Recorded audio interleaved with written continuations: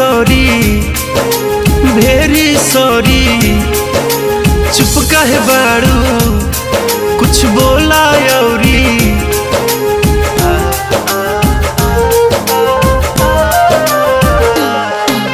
Sorry sorry very sorry.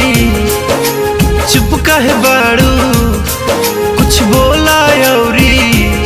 बोला रतिया में सपना सतावे लखना पिया हो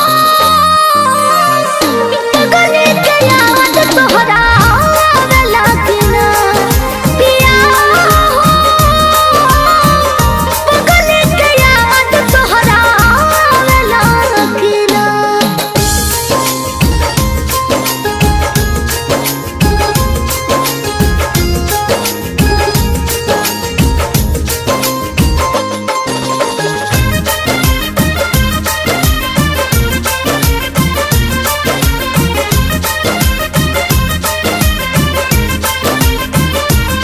जब दुल्हन बना के ले आयल रही तहरा गोदी में हम अगर आयल रही।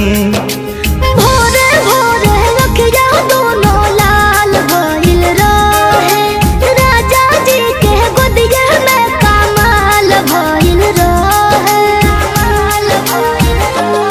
हमारे फोटो मोबाइल में देखावे लकिना पिया हो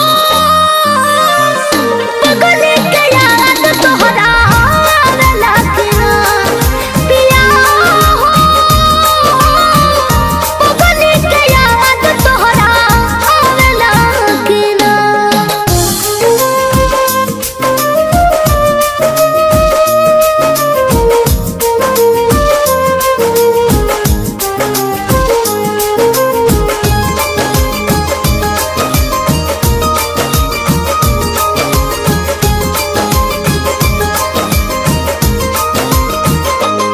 दूरी तहरा से हमारा साथ नइखे कैसे कहीं अकेले रहा।